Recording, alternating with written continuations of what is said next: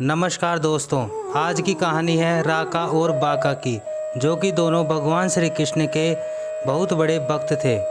राका और बाका पति पत्नी थे। उनके मन में भगवान के सिवाय और कोई चाह नहीं थी। दुनिया के हर लोभ को छोड़ चुके थे।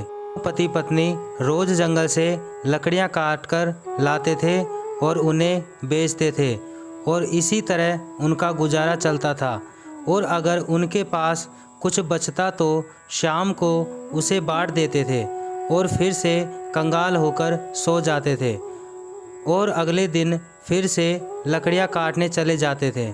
एक बार संत श्री नामदेव जी ने भगवान श्री कृष्ण से विनती की कि आप अपने भक्त राका और बाका को गरीबी से दूर कर दीजिए।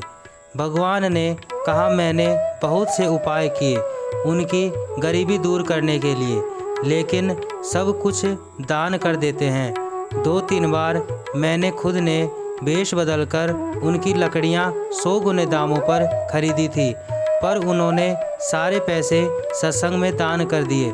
फिर भक्त नामदेव जी ने फिर से आग्रह किया कि आप आखिरी बार फिर से धन देकर देखो। एक बार जब राका बीमार हुआ और 3 दिनों से लकड़ियां काटने भी नहीं जा रहा था, तो 3 दिनों तक वो बिना कुछ खाए रह गए। चौथे दिन फिर से दोनों लकड़ियां काटने गए और फिर घर वापस आने लगे।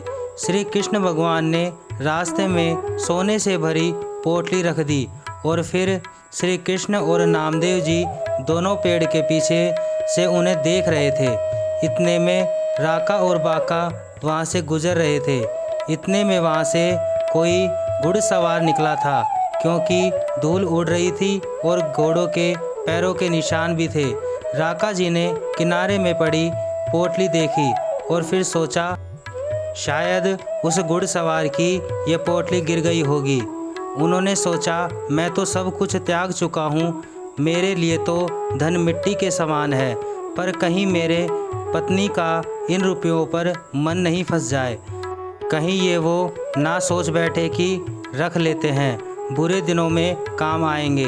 और ऐसा सोचकर पत्नी के आने से पहले ही उन्होंने उस पोटली को ज़मीन में दबा दिया। तभी पत्नी ने उन्हें मिट्टी डालते देख लिया। पत्नी ने पूछा, आप क्या कर रहे हो?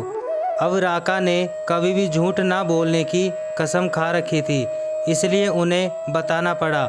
उन्होंने कहा, मुझे माफ़ करना, पर यहाँ सोने से भरी पोटली रखी थी।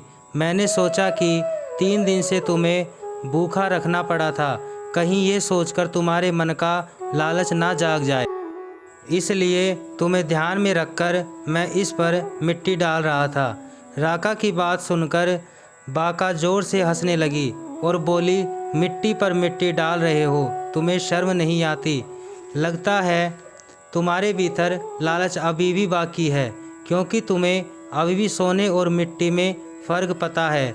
भगवान की जीत हुई और श्री नामदेव जी हार गए और फिर श्री कृष्ण ने प्रकट होकर दोनों पति पत्नी को दर्शन दिए और फिर वो दोनों भगवान को अपने घर ले गए। भगवान श्री कृष्ण ने उनसे कुछ मांगने को कहा, तो उन्होंने कहा कि हमें आपकी कृपा के अलावा कुछ नहीं चाहिए।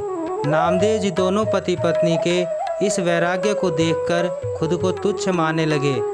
जिसे प्रभु की कृपा समान अमृत का स्वाद लग जाता है, उसे संसार की हर चीज़ तुच्छ लगने लगती है। तो कैसे लगी आज की यह कहानी? ऐसी और कहानियों के लिए हमारे चैनल कथा भक्ति ज्ञान को सब्सक्राइब करें और वीडियो को लाइक करना ना भूलें। धन्यवाद।